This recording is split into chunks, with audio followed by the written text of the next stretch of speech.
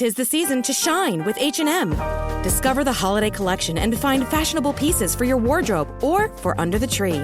Get inspired and dazzle with this year's glam. From tuxedo styles, bow detailed pieces, impressive prints, and more. From unforgettable looks to unforgettable gifts. With fashion finds to home decor, find it all at H&M. Treat your loved ones and yourself this season. Shop in-store or at hm.com. This podcast is brought to you by drunkmummysobermummy.com and made in association with HelloSundayMorning.org. This episode is proudly sponsored by Lyre's. They make lovingly crafted alcohol-free spirits. Go to lyres.com.au and use the promo code SOBER20 to get 20% off. Oh, the kettle's boiled. Great. Perfect timing. Should we get started then? I'm Victoria Vanstone. I'm Lucy Good. And this is Sober Awkward.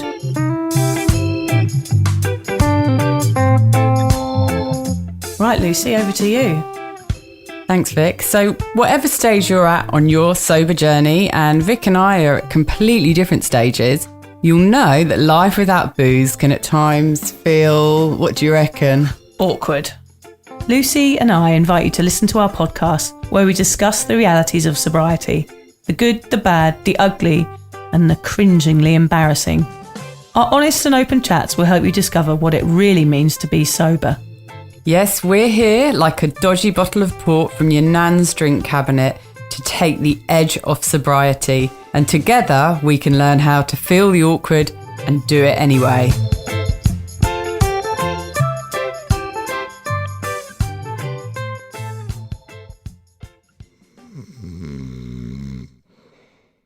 I think I've just managed to record it, Lucy. I could hear it, so I think it's come out. We're just a bit creeping around the studio today because Alan's fallen asleep on the couch outside. Snoring. So we just thought we'd try and record him, which I think I may have managed to do. So yeah. We're so immature, aren't we? I mean, but it is funny. It's funny. I find it he's fast asleep. I think he's been surfing too much. And I think he's actually annoyed with us, Lucy, because we didn't mention the fact that he had a different pair of shorts on. And he's got his 4 favourite best and less pairs of shorts, which are 4 exactly the same shorts that he wears all the time, and he bought a new pair which had a combat pattern on. He's not happy with us for not mentioning them. He thought we'd notice and he didn't. Poor Alan. No wonder he's ignoring us. He's probably just pretending to be asleep.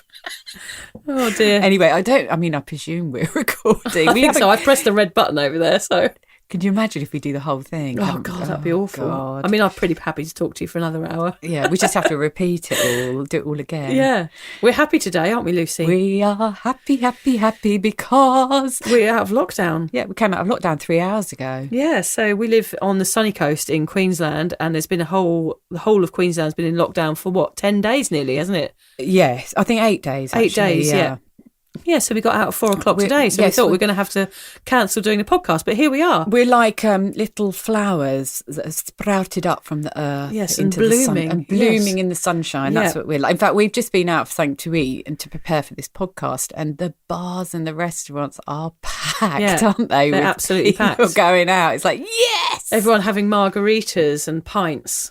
Not that we noticed. Not that we noticed, but we had a cup of peppermint tea, didn't we, Lucy? Well, I went mad and had you green. Went green, yeah. Yeah. And we talked very briefly about how we weren't jealous of those people because we knew we're not going to have hangovers tomorrow, and they are. Yeah, I said, Vic, there's going to be a lot of hangovers in the morning. You know, Monday morning, people are back at work. Yep. And we will be very, very smug. We will be tutting at them as we pass them on the street. As if we've never had a hangover in our lives. I am superior. We are completely superior. Of course we are. In fact, that's kind of what we're going to be talking about today, all the good things of not drinking, including not having hangovers. Yes, that is one of our favourite ones.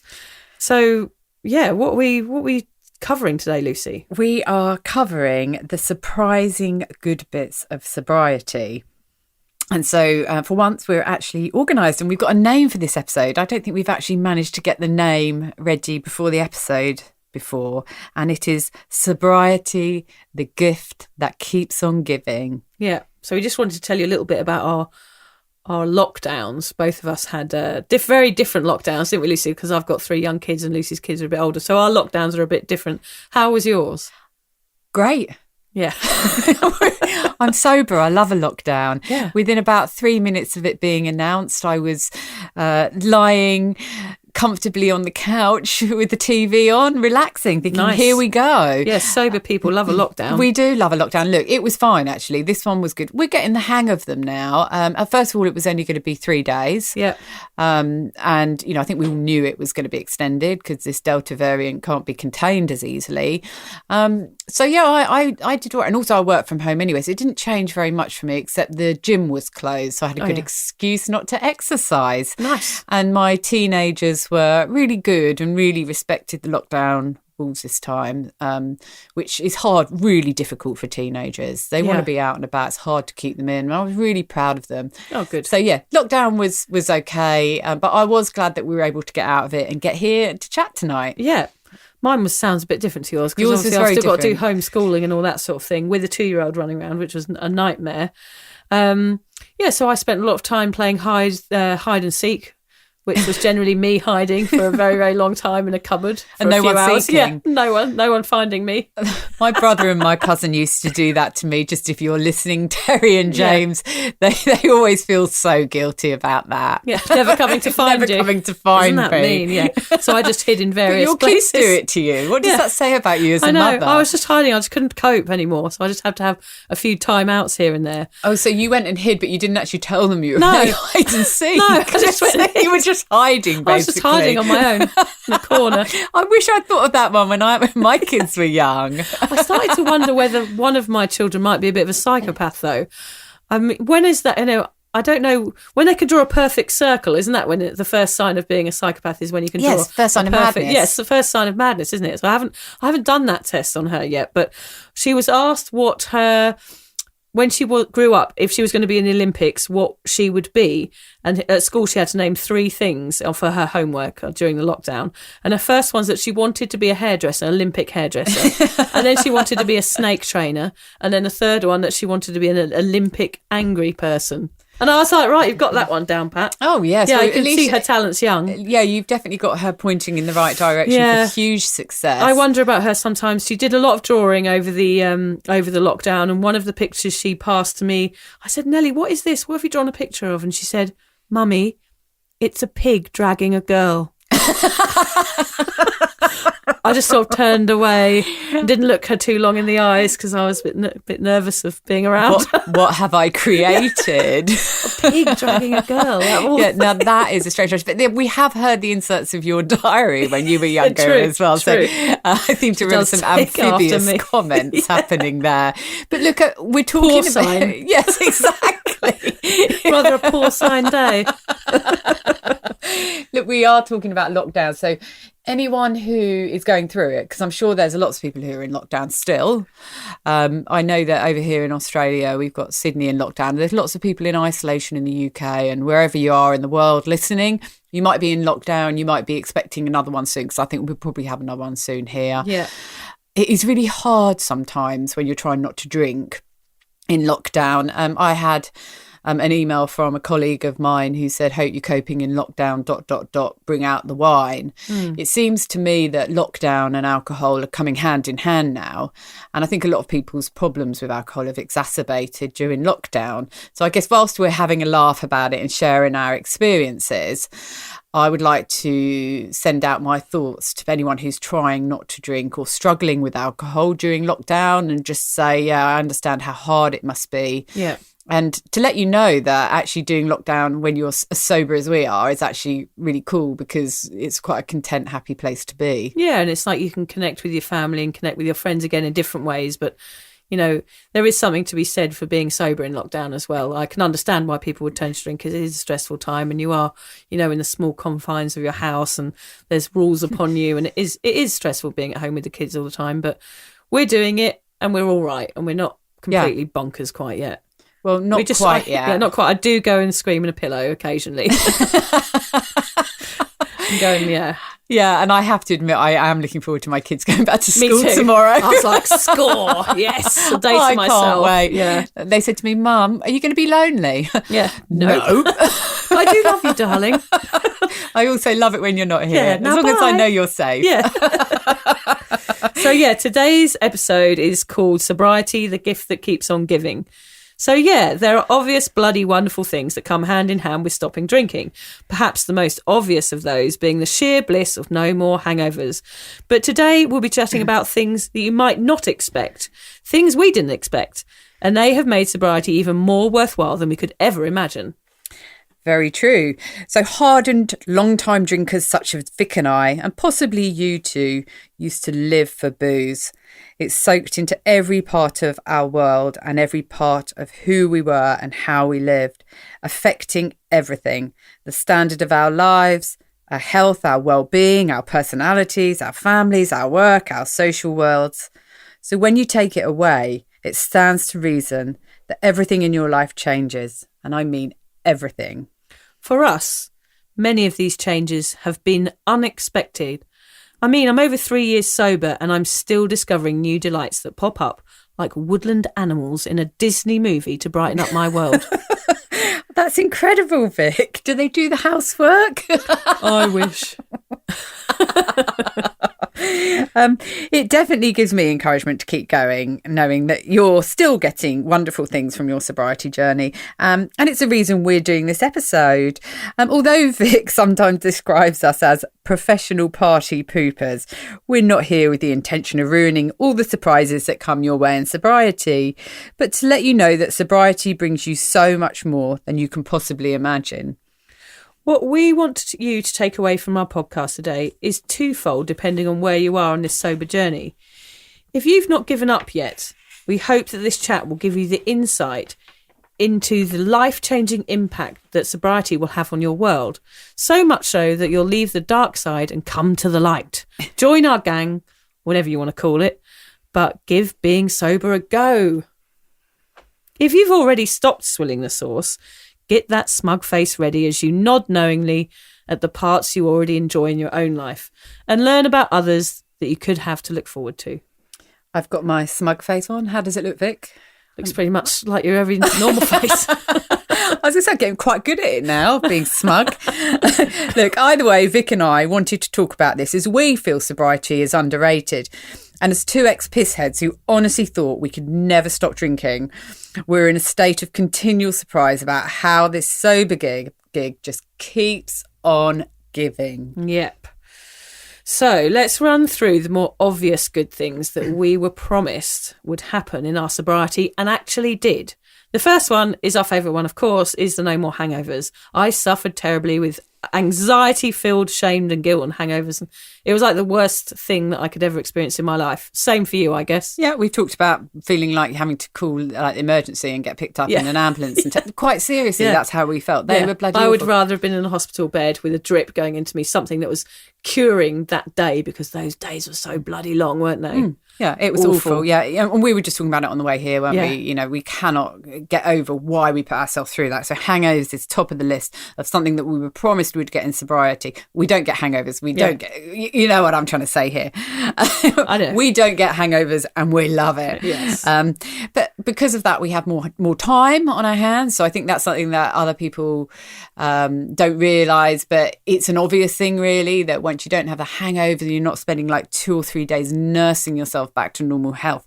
You have more time to be productive and do things. And also that you've lost that preoccupation with alcohol that you had throughout your life. So you've taken this whole massive thing out of your life, a big lump of preoccupation, thinking about booze, when, where, how, who with, all of those things. Once you've taken that away, you've got more time to be happy and do the things you want to do. And that's time in your practical world, more time to actually get things done and get on top of all the things you need to do, but also space inside your head as well. Yes, yeah. If you've got quite a lot of space in your head, right? Yeah, I have now. Just wonder, I think maybe you have you might want to get that checked. I've got my smug face is gone, and I'm left with total shock. Better sleep, Lucy. How's your sleep since you gave up drinking? Oh my God, so much better. Yes. Yeah, I mean, I think we talked a bit later on about lack of sleep when you're drinking and how awful it can make you feel. Yeah. But yeah, waking up, having had a good night's sleep, everything is different. Everything's rosy. Yeah. Another really good one as well is, and I guess this comes from better sleep and from not drinking as well, is your hair and your skin and everything looks better. One of the best bits about sobriety is in those first few sort of weeks. I remember going to a sober event one week and then going 2 weeks later and everyone going, oh my God, you look so different. And the bloating as well. Yes. What are you trying to say? No, nothing. Why are you looking at me like that again? Honestly. We need to video our podcast. Your bloating's really gone down. Thanks, Vic. Yours hasn't. Oh, you set me off. I'm going to try and bring myself back. Vic and I are less bloated. Yeah. Although apparently I am still a bit bloated. Oh, God. More energy. Yeah, general more energy because you're not hungover and you've got a toxic substance pumping through your veins. So you're always going to have more energy and feel better generally. Yeah, I used to always get this dip in energy at sort of around 2:00 in the afternoon. Yeah. And I got that with my first part of sobriety as well. But that's gone now as I've got further into it. So things do change from when you first get sober as you get further into it. So if you think, I haven't got as much energy as I thought, wait, because it will come. And now, because I'm getting a decent night's sleep and I've got my energy levels up, I don't get tired in the day at all. That was horrible being tired because you get anxious with that as well. Yeah. And you eat loads of shit when you're tired. There's so many repercussions from that, aren't there? There is, yeah. More money, obviously. You're not spending as much money. Although, I don't know about... Yeah, well, maybe we'll take that one out because I just spend more money on stuff I don't need, probably. That's a bit like our last point that we've got on here, which is weight loss. Yeah. I don't know. I think we're kind of oversold on those two, more money and weight loss. And actually, who cares about weight loss when you're happy within yourself? Like, that's a bad message. We don't care about weight loss apart from the bloating. But, weight loss, everyone goes, I've given up drinking, I've lost loads of weight. But when you give up drinking, you've done that really major thing. Weight loss can come later if that's something that you feel is going to make you more happy, but that's not something that's important. I definitely feel about health weight. Is important. Yeah, I don't feel that I've lost any weight in sobriety, but I definitely have a healthier look about my weight as well. Whereas before I was kind of... wasn't drinking and I was eating crap and my body was just looked generally horrible, and now I don't think I've lost the weight, but I've just got a healthier look to my body, probably more toned because I'm exercising more. You're looking pretty buff. The other buff and bloated. Yeah. Anything else? Your face is bloated, your body's buff. But my face is also smug. Yeah, and smug. I'm not painting a good picture, am I? No, sorry, Lucy. Yeah, I think I might go and join Alan on even the though couch. you're bloated and buff, you're going to live longer. So I don't know if I want to now. Yeah. You're going to lower your risk of heart disease, liver failure, breast cancer, and all your tummy health and skin and all of those things. What are you trying to say about my stomach? Yeah. You're going to walk out in a minute and slam the door, aren't you? These are not related to you, just so you know. But the way you're looking at me, I feel that they are. I can't look at you now because I'm going to crack up. So yes, better moods and better memory. So all of these things are the obvious things that whenever you read an article about people giving up drinking, they're the go-tos. They're the reasons why you should give up. But for me and Lucy, those did come hand in hand with our sobriety. But there's also ones that were more surprising to us, aren't there? Yeah, they're quite funny as well. So we wanted to share them because we wanted to do a really happy podcast. Yes, because the next one's going to be dark. It's going to be horrible, the next one. So we're just being all cheery. But no, I think it's really important because one of the things that we were talking about earlier when we were discussing this podcast is that when you give up drinking, you honestly think that giving up drinking and becoming sober is about life without booze. And obviously that's what you think. It's about living your same life without booze, but it isn't that at all. Getting sober is about taking booze away from your life and living a completely different life. And I didn't realise that. I didn't realise that at all either. Yeah, it is life-changing in every way. Your life won't stay the same. It will change for the better in many ways. And we're going to share with you just some of the ways. And we've got more to come, more things to discover about ourselves and our lives in sobriety. But the ones that we've discovered, first of all, we've made a little list. Also, I just want to say as well, these might change for people dramatically over the period that you've stopped drinking for. I think some of these benefits that we're going to talk about today, they might not happen in the first month. They might not happen in the first 6 months. Some of them have taken me a year to really absorb those feelings and know that what they are and that they are related to me stopping drinking. It's like, for example, when I was pregnant, I thought I was writing because the hormones in my body were pumping around because I was pregnant, but actually it's because I wasn't drinking. So it can sometimes take a while, and you have to kind of look back in hindsight and go, actually, that was because I was drinking why I was like that. Yeah. And that's why I'm not like that anymore. Yeah.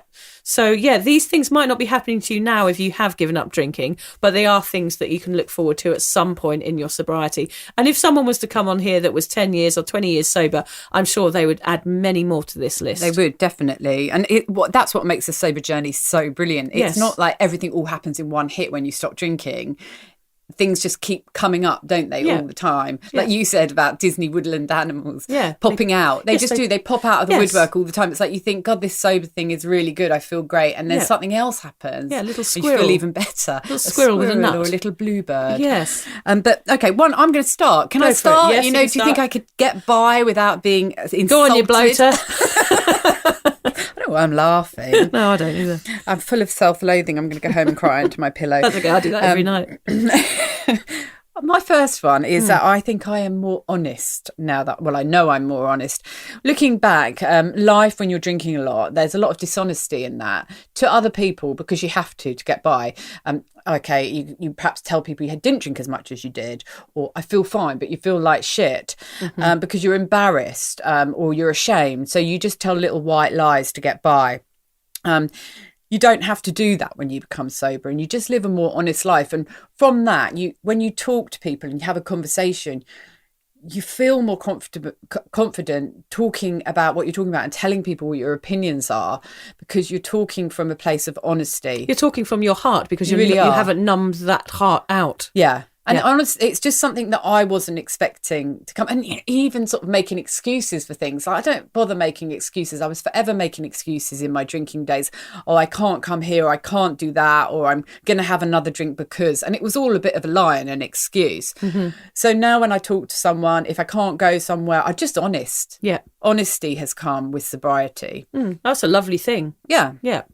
Honesty is good in every aspect of our lives, I would say. It is. Always be honest. For me, one is looking forward to stuff. Events, birthdays, Sundays, tea, bedtime. I know I won't misbehave anymore. I used to dread going out because I knew that I was going to do something awful.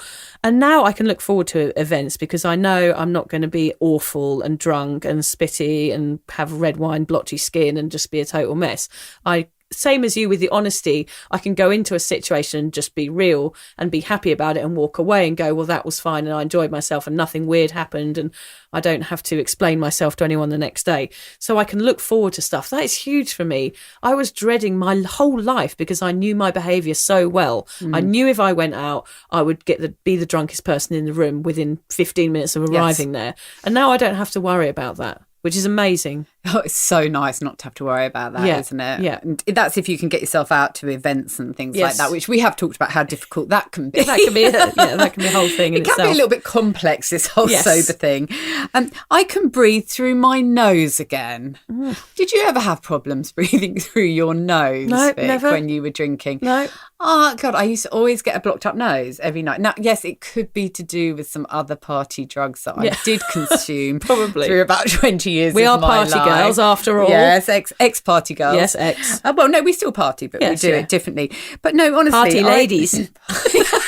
That's us. Yeah, crazy in our granny pants. I don't think we'll ever be ladies. No. Especially me with me bloating.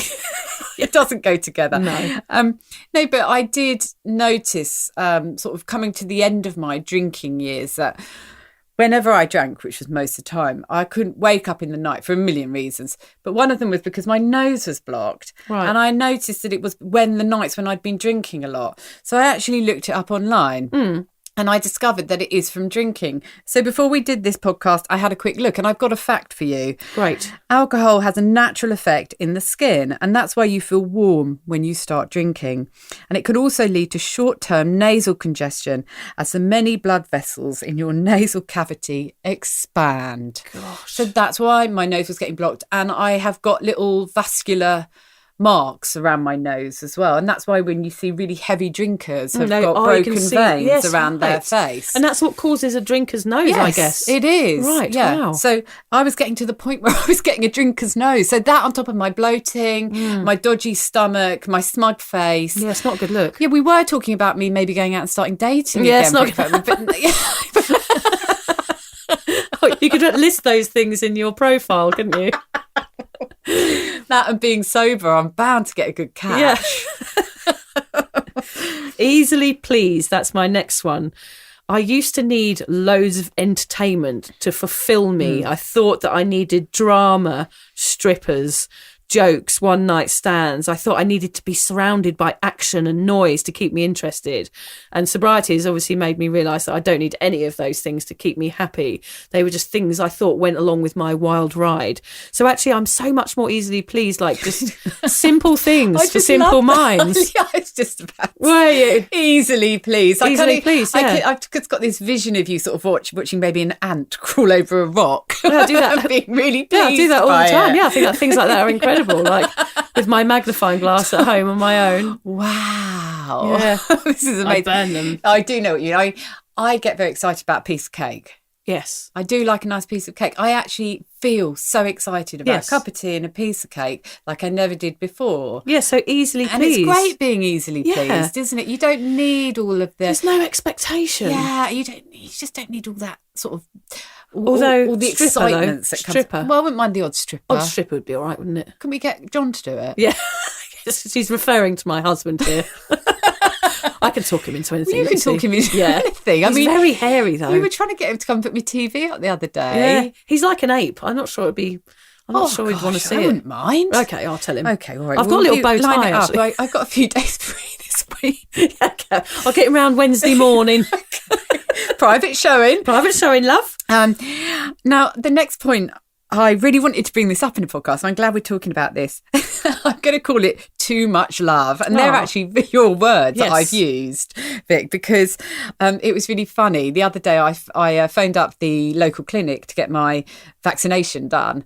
And it took ages to get through. But then the lady answered the phone. She was clearly really busy, but she was really kind and she booked me in. And just before we sort of said goodbye, I was overcome with a sense of sort of gratitude for the work that she was doing, and I had to profusely thank her for and tell her what a wonderful job she was doing being part of this vaccination program. And then I put down the phone and I felt like such a dick. Yeah. And I messaged Vic and I said, I've just told the vaccination lady what a wonderful job she's doing and I feel like a right Wally. And Vic messaged me back and she said, too much love. And it just made perfect sense, because when you're sober, you are bursting with love for people. And I am now 10 and a half months. And this is something that's come to me in the last couple of months. I see the best in everyone. I might watch a true crime drama on Netflix. Are they innocent or guilty? They're always innocent. I always see the best in people, and I love people. That's nice. And we actually talked about it. Why don't you say what you... Well, we're talking about the funny things we do, and I went on the dole once when I was... the dole is for Australians. Yeah, for Australians, like on benefits, I guess. Yeah. When I was sort of 20 years old in England, and I hadn't been on the dole before. I hadn't had any benefits from the government. And we were laughing because I actually wrote a letter to the government when I was 19 years old to thank them for the free money that they sent me. What a nice person I am. Yeah. I just feel like things like that I do go a bit soppy over, because I just think it's nice that people would do that to support you in your time of need. I mean, I might be completely misguided. I absolutely agree with it, and I love the fact that you did that. And on my other business, for my business, not my other business, Beanstalk Single Mums, I do a podcast, and I often speak to Services Australia and the ATO, and I'm often thanking them profusely for what they do for us as a country, and say how lucky I feel to live in such a wonderful country. But how I would describe that feeling of too much love is like sort of microdosing ecstasy. Yeah. Which you shouldn't do. You shouldn't do it. But what I'm saying is that, you don't need to do drugs. Yes. Just get sober, because feels like you are doing them. You feel so full of love and happy. And you don't have the come down. You don't have the come down. But it's not that overwhelming feeling. Yeah. But it's just, you feel love. It's a natural high of sobriety. It is. Yes. Yeah. And you just love people around you. Yeah. That comes to my next point, which is being able to absorb nature. I know, it's crazy. I love this. I like licking leaves, sipping from puddles on my own. I'm more amazed by the world, how we are here and what keeps the world spinning. I still can't quite imagine staring at a star for too long, because I find that all a bit overwhelming. But I appreciate the miracle that humans live on this planet and how lucky we are. It helps me appreciate life a bit more. I don't want to numb that out with alcohol. I don't want to numb out that feeling of being alive. I mean, I mentioned it with my son choking a month ago, and, that as well. Things like that, things that big that happen that scare you. It makes you realise when you're sober how lucky you are just to be alive. I mean, it's a miracle, isn't it? Is it? Are you sure you haven't taken anything? But this is us normally, isn't it? This is us we're naturally. Happy. Yeah, we're happy. The miracle of life. The miracle of life. Oh my. Go on, next. Okay. Mine isn't quite as profound, this next one. My breath doesn't stink. Actually, Lucy. Here we go. Your breath actually does stink. Oh, really? No, you're right. Yeah, look, not only does my breath... We are 1.5 metres apart, so I can't smell. We're very close. But your feet, on the other hand. Carry on. Anything else? No. Anything else while you're at it? I was going to say I smell less in general. You just smell when you drink a lot, don't you? Don't you think you stink when you drink? Especially when you smoke. You stink when you drink and when you smoke, because I always used to smoke when I was drinking as well. And you just, and not just while you're doing it, but the following morning, often for 24 hours afterwards. It's disgusting. I mean, my daughter's 18 and I went into her room the other morning and she was in bed with her boyfriend. And that smell afterwards of them having had a few drinks the night before, it's this sickly smell. It's disgusting. Yeah, horrible. Awful. But funnily enough, I went online to get a fact about why we smell when we drink. And this did make me laugh. Alcohol is absorbed into your lungs, which is why you produce an odour from your breath. Your pores also produce an alcoholic scent that can make your body stink. Oh, lovely. I thought that was really funny. Yeah, there you go. That's another one, sober dating, You won't stink if you go on a sober date, so that's important. Yeah, and if you're going for that first kiss, you don't want to stinky. Won't smell either. For me, one of my top ones is that I don't have as much washing. Now, the next two for me are a little bit embarrassing, but me and Lucy like to be honest on our podcast, so I'm going to be 100% honest, because we are also talking about honesty, was that every time I used to get really, really drunk, Lucy, throughout my life, for many, many years, I used to always be sick. Always, whether it was at the end of the night, the next day, or during. It was often during, because I would be sick and then carry on. It was kind of like to empty out my stomach to get back on track and get another pint down my neck.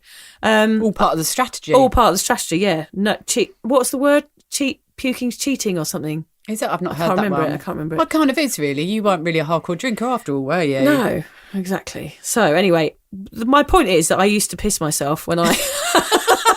when I puked, because I would be puking up and the pressure of the puke coming out, because, sometimes I used to heave up all this sort of sour bile and you'd be heaving and your body would be trying to push out this toxic chemical almost that was in your body, and I would heave so much that the pressure would make me piss myself. Never shat yourself? No, well, only a couple of times. Not that you noticed till the following morning. No, that's a story for another time, Lucy. That's right. I pissed myself a bit this morning. I was bursting for the toilet, but I was in the middle of cooking, and I laughed at something, and I had to change my knickers. Do you think it still happens? It still happens in sobriety. I've had kids. Oh dear! I'm nearly 47. I'm shaking my head. Right. Yeah, it's okay. I'm not sure we should talk about it on incontinence pads flashed in front of my eyes at that point, and I thought, I'm into another phase of my life. The time has come. I needed incontinence pads early on in my life. So basically, Even though Lucy does have to change her knickers quite a lot nowadays, I don't as much. So that's my benefit. Not as much, no. So yeah, I have less washing, basically, is what it comes down to. I'm not often sick on anyone either, so I don't ever have to pay for anyone else's dry cleaning. So that's also good, which I used to happen occasionally. Yeah, it's expensive dry cleaning as well. Yeah, and a bit embarrassing to have to do it because you've thrown up over someone. Yeah, mine's a bit like one of your other points. Actually, I am more eco-friendly and kinder to animals. Oh, I hate us so much. I know.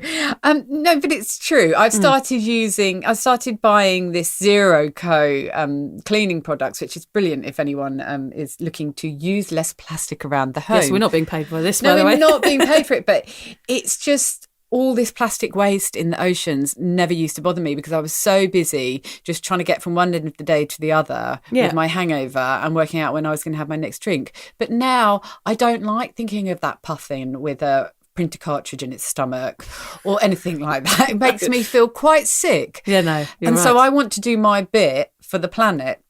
So I've started being more eco-friendly. I've started trying to eat.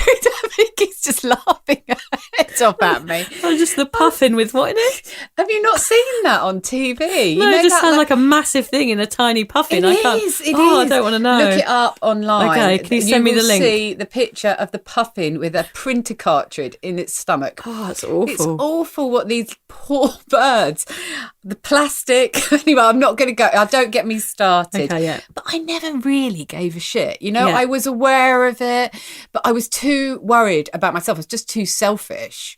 I'm worrying about where the next drink came from. And now I worry about the planet. No, you're not selfish. But I'm like you, Vicky. I look around and I see the world and I think, isn't it beautiful? Don't we live on a beautiful planet? Yeah. And I want to be part of keeping it that way. Yeah. And so I have become more eco-friendly. I've become kinder to animals. I try not to eat them anymore. And it's because I've got space and room in my head to make more educated choices. Yes. So it does all sound crazy, but it's true. No, but and it happens. It's something. It does. It's something that happens. And also, I think you watch a lot more television, which means you watch a lot more documentaries on, like dolphins being slaughtered in Japan and all of those things. Have you watched all those? Yeah, I can't eat fish. Yeah, and Cowspiracy and the fish one. There's all of these documentaries. And obviously, when you're sober, you don't go out as much. I watch a lot of documentaries. So I guess you're being influenced in those ways more as well. You are, yeah. I don't remember the documentaries. I mean, when Seaspiracy came out, I think that if I was drinking, I'd be like, I can't watch it because I'm too anxious anyway. If I watch it, it's going to really, really spike my anxiety. I'm just going to feel terrible. Yeah. But because I have clarity, I think I'm going to watch this. I'm going to educate myself. And that's where these decisions come from. Yes. And I'm really, really happy to be making them because I think they're really positive. I feel they're educated decisions. Yeah. Well done. Thank you, Vicky. You said the first nice thing you said to me in this Lucy, podcast. That is amazing. I feel like we're turning a corner. Okay, good. Yeah, we're friends again now. Well, you're making me laugh too much today, so I have to keep covering the mic up because I'm giggling too much. Okay, so less medical situations is one of mine. I don't have to visit the judgmental lady at Boots to get the morning after pill anymore. Obviously, before I was married. Boots, people will wonder what you're talking about. Yes, Boots there. The chemist in England. So for those Aussies listening, Priceline. I don't have to go to the doctors with any weird rashes. I don't get as many injuries. We are going to talk about the injuries a little bit deeper in our next podcast because our next podcast is entitled Risk, and that's about all the risks we took that when we were drinking, but we'll go into that next time. So obviously my obvious one with less medical situations was blowing my finger off with a firework. So there was a lot of medical situations I ended up in. One was picking mushrooms and a hill in the 1990s and breaking my ankle whilst up a hill in a beanie. So yeah, loads of situations like that I still get injuries here and there, but they're not quite as dramatic as my drinking injuries, Lucy. Yeah, I've got lots of scars over my body from my years of drinking and the damage I've caused to myself, and they're always a little reminder not to drink. But I was going to change the title of that one from less medical situations to no more venereal diseases. Maybe you, but not me, young lady. You've still not got me. a chance, Lucy. I'm married, so I won't have the chance to get any more STDs. I have to admit, I'm glad that I don't have to have any more of those STD or STI checks. You're going up the clinic, love. 25 years of doing that is just too much. Yeah. So we don't have to do any of those humiliating walks of shame anymore to those clinics. Yes, we don't waste their time as well. I mean, I'm sure they've got better things to do than have to look after us and all our drunken injuries. Exactly. They've got a lot more bum holes to look up. Yeah. Okay. Next. So the vision in my head. Sorry.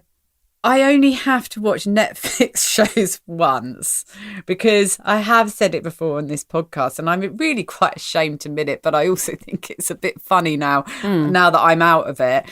I have watched whole Netflix series and not remembered any of it. Not just an episode, I'm telling you here, the whole series. And then I will sit down to watch Netflix, put it on, and I notice that I've watched it all and I think I don't remember watching it. So I start to watch it again and tiny bits of it come back to me. And in fact, I was just so off my head, I didn't remember any of it. And that's something that we're going to cover in another podcast about drinking behind closed doors, because that's a really, really serious problem that we haven't really covered. We're talking a little bit more about being out and partying. But yeah, it does save a lot of time when you don't have to watch everything twice. Yeah. And I think that drinking behind closed doors is, I think it's almost, I know we talk about socially acceptable alcoholics, which I guess I was, and you were more of a behind closed doors drinker. At the end I was, yeah. Yeah, at the end you were. And I think it's really important that we do discuss that at some point. So yeah, to make sure that, they're different, those situations, but they really are the same. They're the same problem in a different disguise, and aren't they? Certainly think that here and now, with the lockdowns and everything now, in the past and still continuing into the future, especially here in Australia, a lot of people are drinking behind closed doors more and more. Yes. And it is a very real problem. And it was for me. It was really my downfall was getting, I got to the point where I actually wouldn't go out because I could drink more at home. Yeah, so that alone drinking is taking it up a notch almost, isn't it? Yeah, it takes it to another level. And, that the fact that you can actually not remember a whole series of Netflix is a worry. There's a few series on there, though, to be honest, I wouldn't have mind missing out on if I've wasted,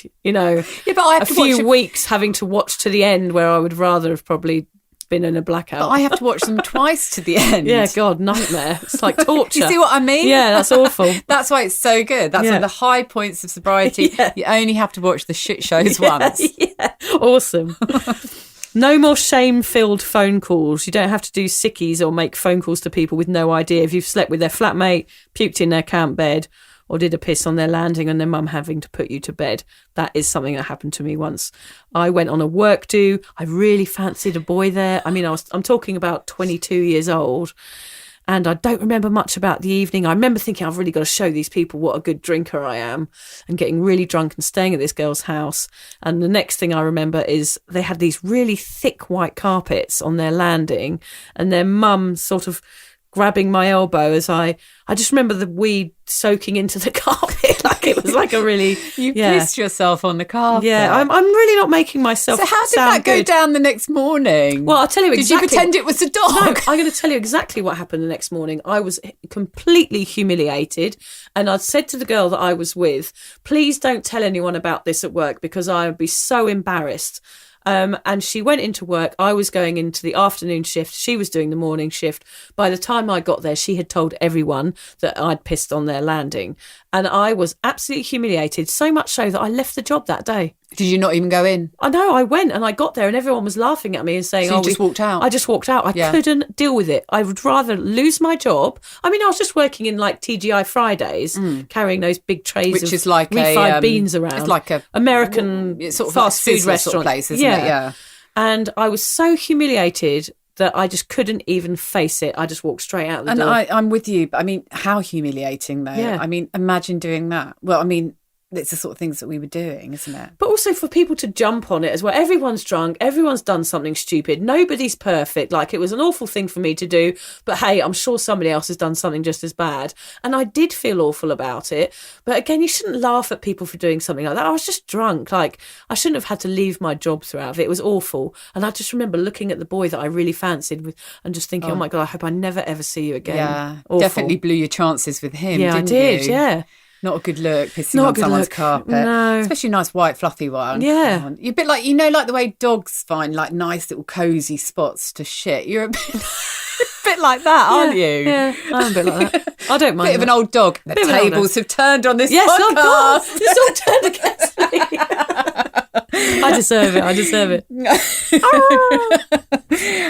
Now, my next one, I'm going to go all sensible, I think, with my next one. I've sort of said you don't have to constantly readdress the balance of your life.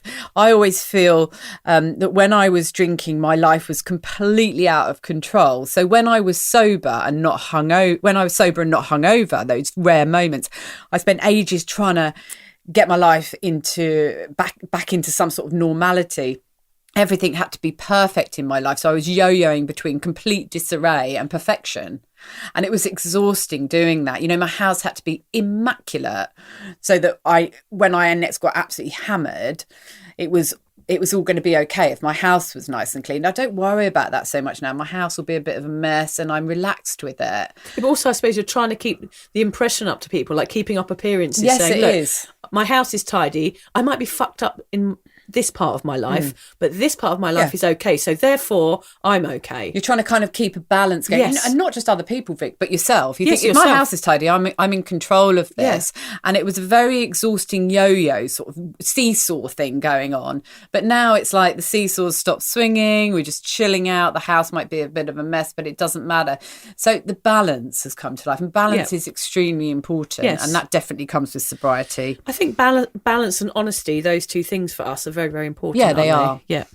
I eat better. I've missed one. I was going to talk about my teeth. How exciting. Sorry, for yeah, us. just very quickly. I have huge problems with my gums now because of drinking. I never really took care of my teeth. When I was travelling, I travelled for 10 years and lived out of a bag. I didn't take great care of myself generally because of alcohol and being sick and all of these things. And now I have terrible gums, which is costing me a fortune to sort out. So, yeah, look after your teeth, people.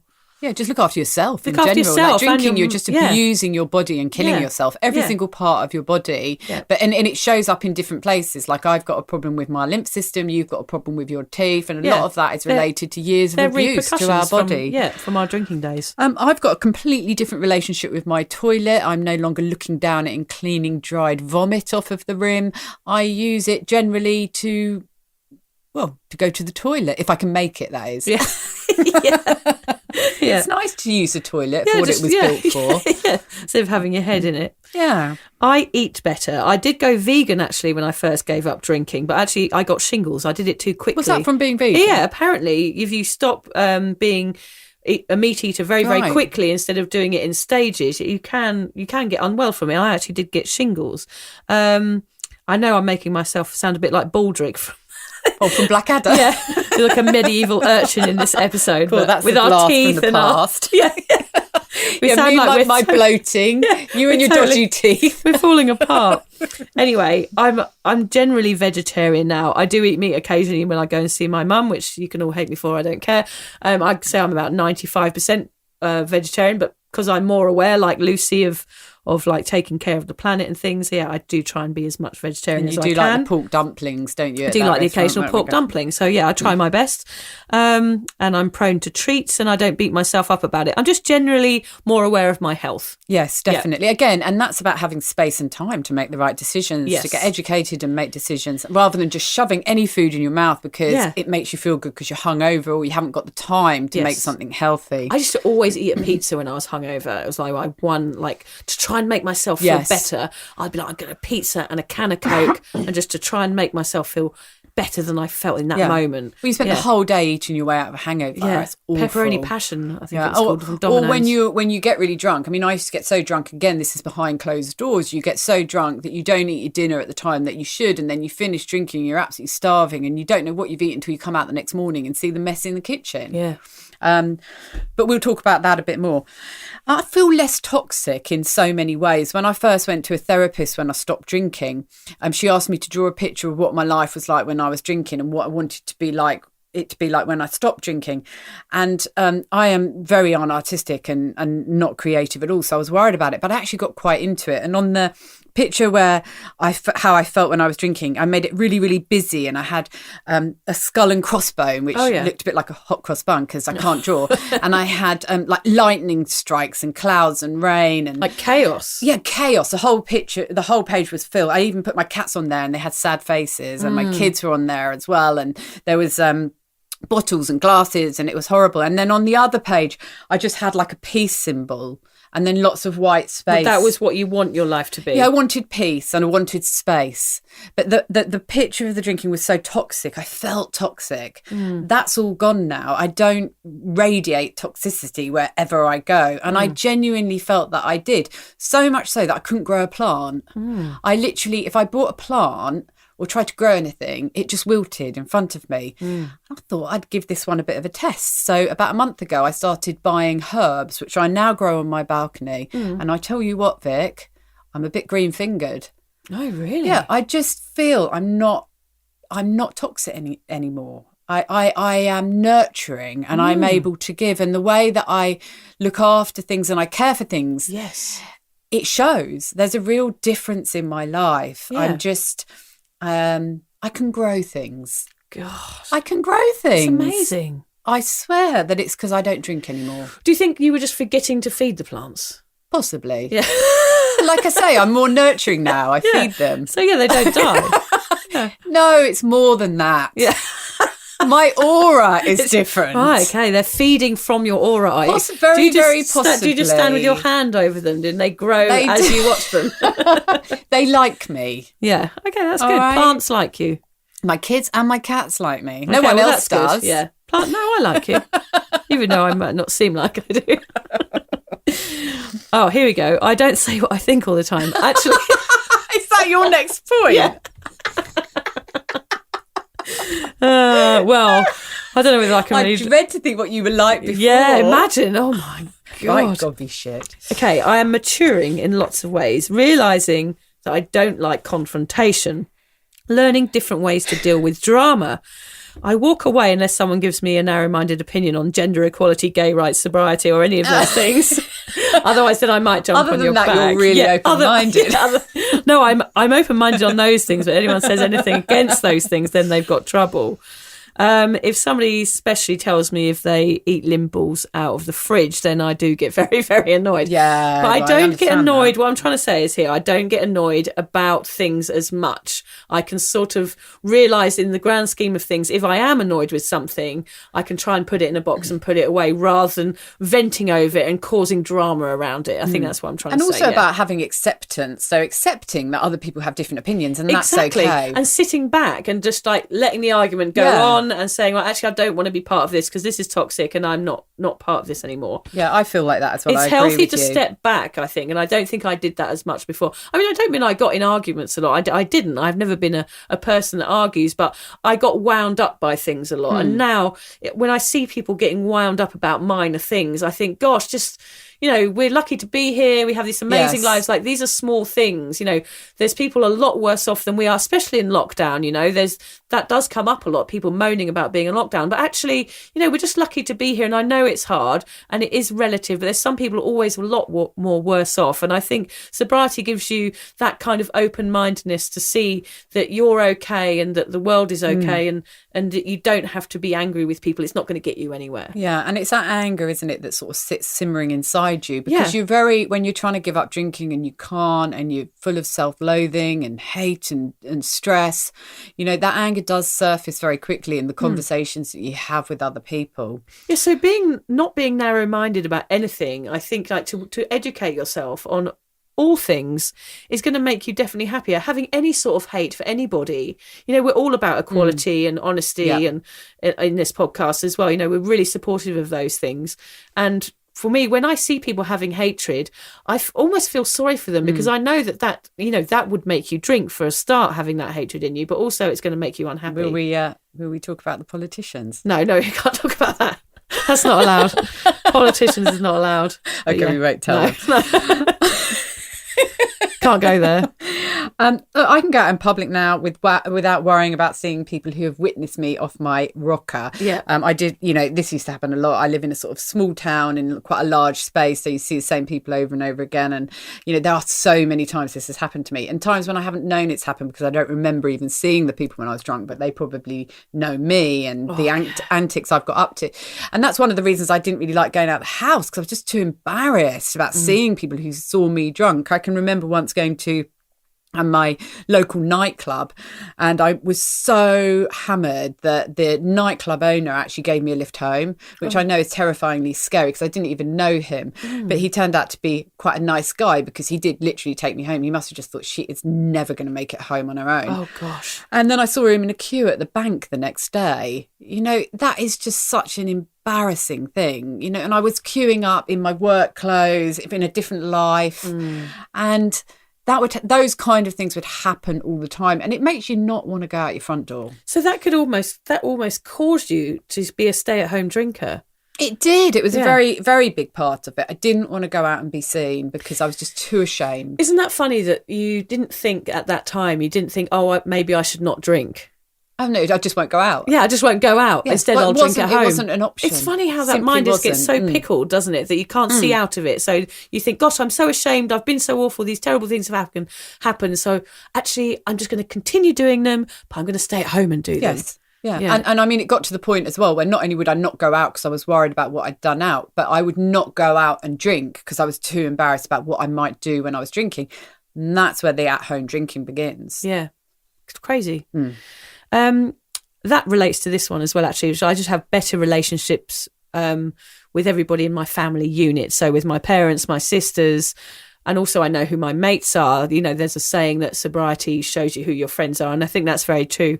True mates are the ones that stick with you, buy you an Orangina at the bar and ask you how you're doing. They do. That's right. Because some people don't like to talk about sobriety sometimes because they might be struggling, or someone they know is struggling, or their partner or something. So they sometimes find it very, very confronting to talk about. And that's okay. I don't mind that. But it's nice for people to ask, how are you doing? And because it is life-changing for someone that's drank all their life to now be a sober person like Lucy and I.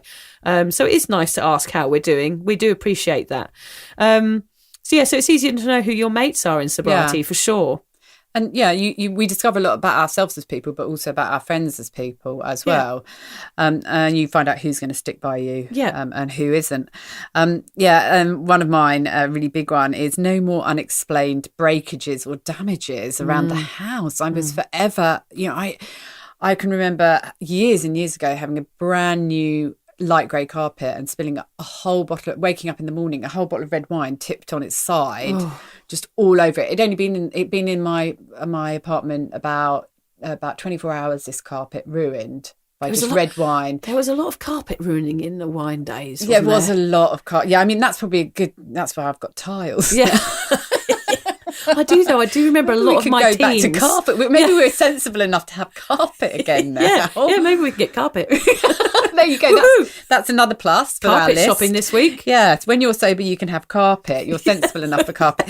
But another one that I did on my very last night of drinking before I became sober, I don't know how I did it, but I got up the next morning. I will say I got up because I was lying face down on the living room floor, and walked into the kitchen, and I've got a stone work surface, and there's a big chunk of stone out of it. And you can't remember? I can't remember how I did it. I don't know where the stone is that came out. But I mean, you would have to hit it with such force. Right. And that's just a couple of examples for me of breakages around the home. Have you got any, Vic? I'm sure you've got one or two. The main breakish one, this is really humiliating, this podcast today.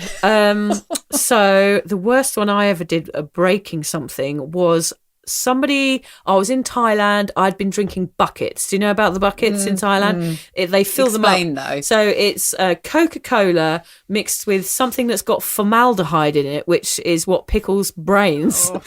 And it's actually I think it's called B22 or something. It's a bottle like Red Bull. So it's that whiskey and Coke all mixed together in a big bucket, and you hand them round and you take sips out of them. And at the time, it's one of those drinks where you don't feel that pissed when you're drinking, and then suddenly you stand up and you can't even walk. And you wonder why. And you're completely out of it. I've done buckets this night that I'm talking about.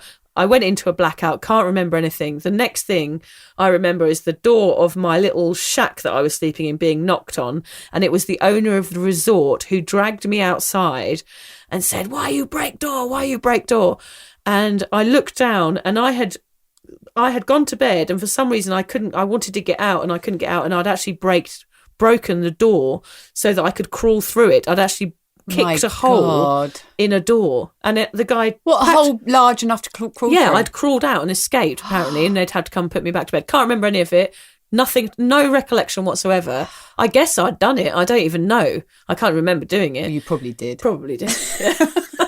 I'll try and deny that for a moment, but I think it was probably me. I reckon it was you. Yeah, it was my foot shape around the Was it your body shape, like in a cartoon? Like splat. Yes, straight through with my arms in the air.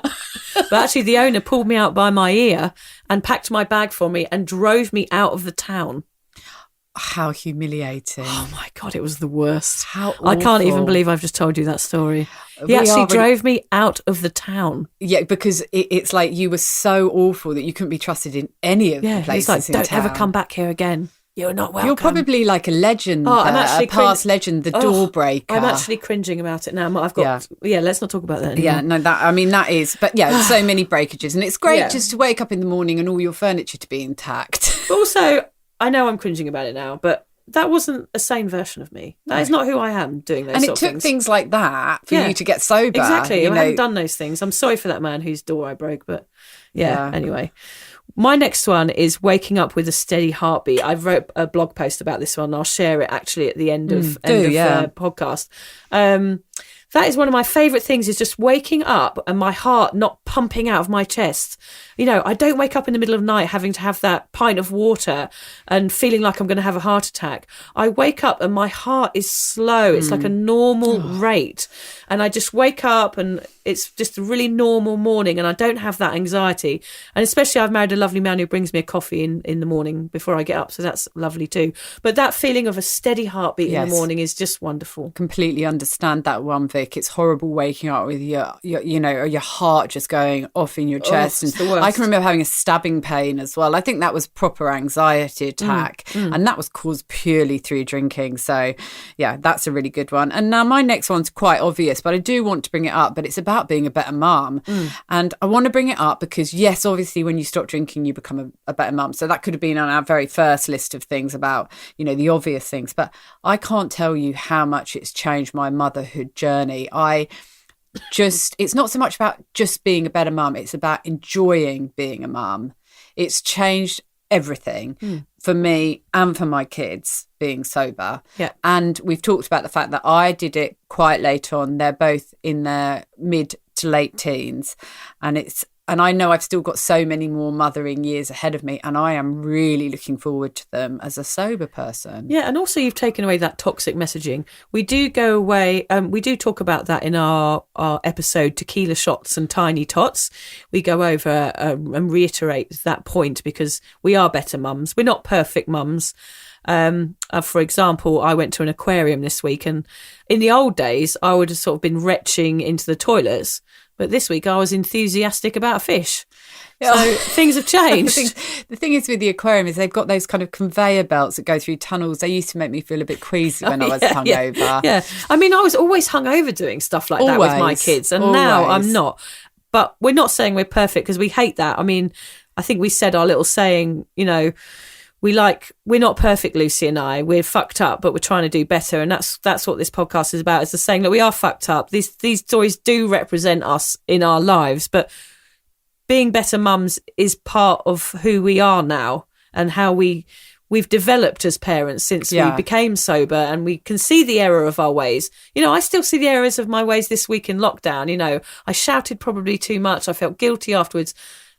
But at least I'm there to witness my successes and my failures. Yes, exactly. And I've got an 18-year-old daughter who's out drinking tonight because it's the first night out of lockdown, and I have to deal with her being out drinking, but I've got so much experience with drinking that I can really help her through it. And I know that sounds crazy, but, you know, she wants me to, I can be sober to go and get her if she needs to be got. Yeah, you're available. I can check she's okay. I can make a call to her. I'm not drinking at home like I usually was, or sort of half passed out on the couch watching a Netflix show. Yeah. We are better mums in a million different ways, and it is hard to explain how much it changes being a mother, getting sober. So that's a really important one on this list.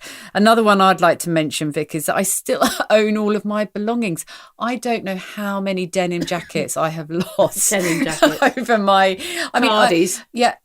Denim jackets and cardies were the main things, but there was phones, car keys, and having to go back into bars and ask people if they'd seen them, the humiliation of it. Shoes, bars, knickers. Yeah, doesn't surprise me. No, I was always losing stuff. And I think that most people who drink heavily and go out will probably find that happens to them as well. So it's nice to actually have all my belongings for once. Yeah, it actually relates to my next one, which is you losing your knickers and bras, was that the general public don't have to see my tits and arse anymore.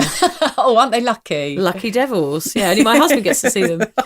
Cool, he's a lucky and the children man. Occasionally when I do the odd nudie dance.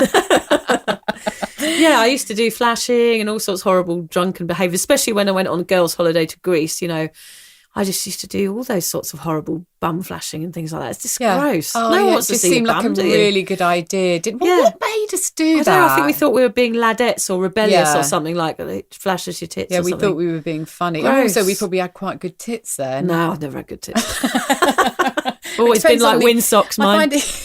It depends on the angle that you sort of flash them at. Yeah. I got quite good at getting that right angle. Yeah, you're a pro.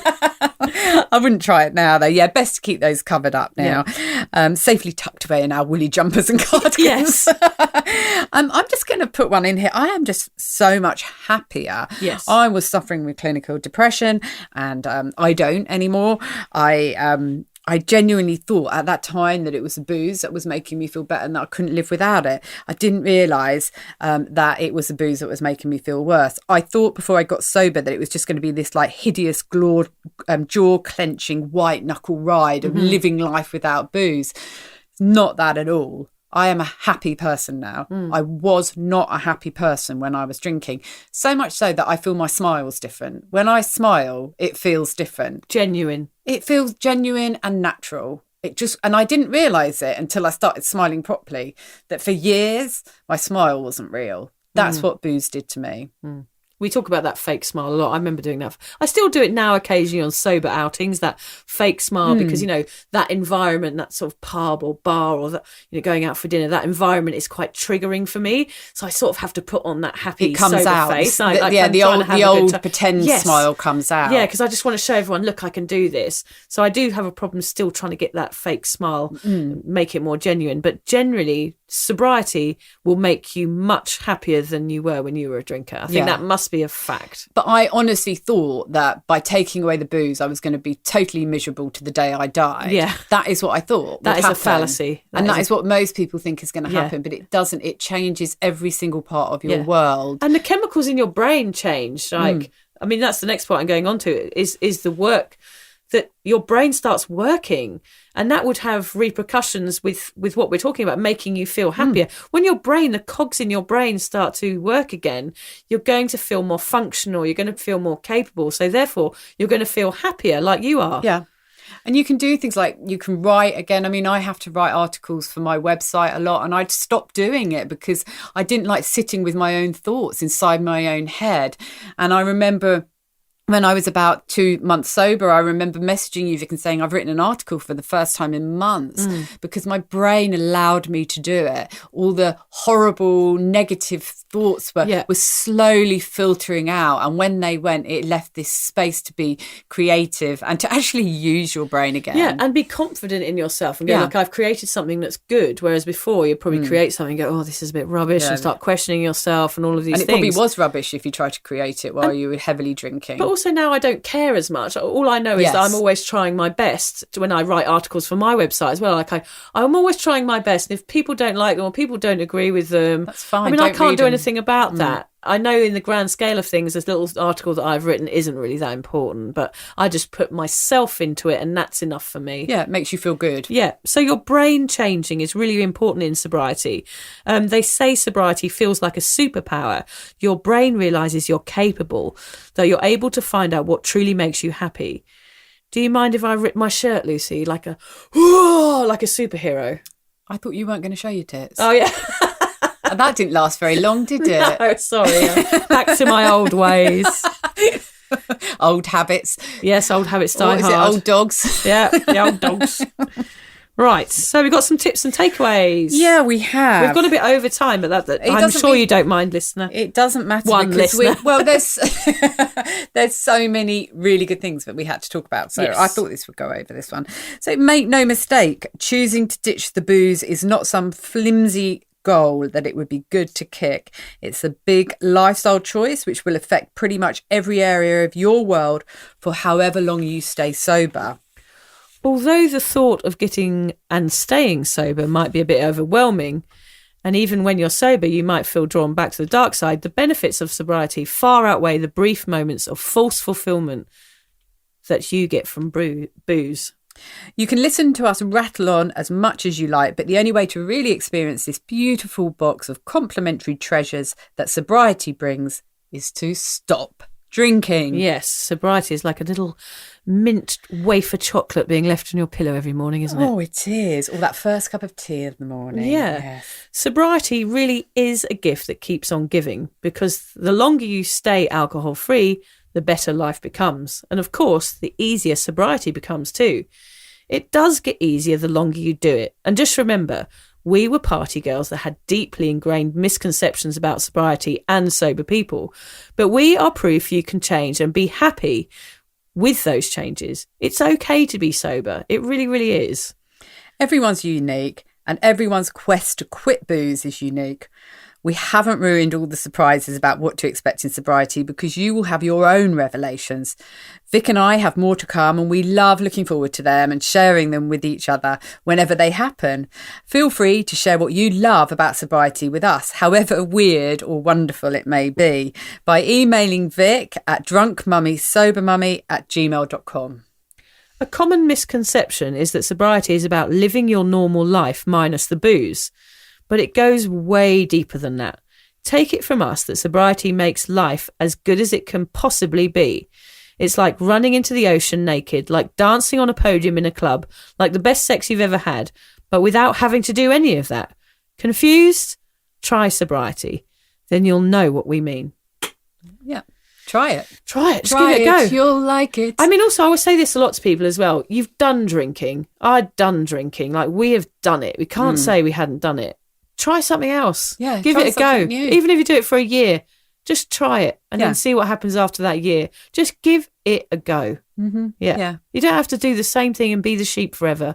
Be the one that's swimming upriver like that. Yeah. Cheeky trout. Is it a trout? No, it's a salmon. Yeah, sorry. That salacious salmon. Our book this week is The Sober Lush, a hedonist's guide to living a decadent, adventurous, soulful life, alcohol-free. It's by Amanda Eyre Ward and Jardine Libaire. So yeah, I thought I've read that one. It's brilliant, really inspiring. I thought our listeners would like that too. My quote is, "I understand myself only after I destroyed myself, and only in the process of fixing myself did I know who I really was." I thought that was a lovely one. Yeah, I'm not sure who that's by, actually. It was anonymous, that one.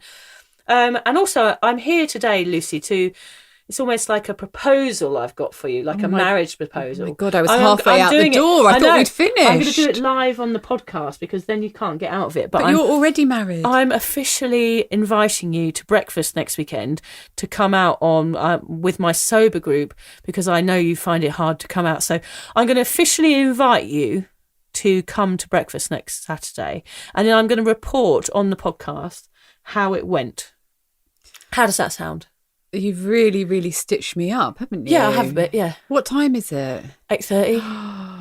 Come on. You can do it. I feel like I've been backed into a corner. Yeah, you have.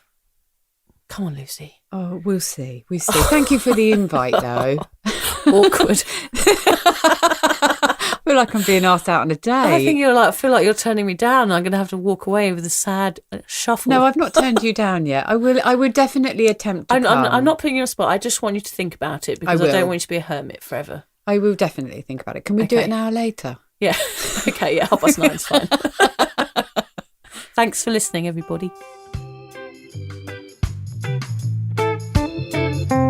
Thank you for listening to the Sober Awkward podcast. If alcohol is affecting your life in a negative way, you're struggling to moderate, or your hangovers are causing anxiety, it might be time for you to reach out for help. Contact your local doctor, a therapist, or connect with a local AA or sobriety group. In fact, Vicky's got a really great one. Yeah, it's the Sober Social for Sober Curious Women. You can just search for that on Facebook. Lucy and I will both agree that even though this journey can be awkward, it's definitely worth it. And if we can do it, then you can too. For more support around sobriety, head to my website, drunkmummysobermummy.com. And Lucy runs an online space to support and inspire single mums. Find out more at beanstalkmums.com.au. Finally, if you've loved the Sober Awkward podcast, don't forget to subscribe, rate, give a review, and share it with your mates. But don't worry, we won't be angry if you don't. I might be a bit angry, Lucy. Can't say that. They won't mind. No, it's just rude.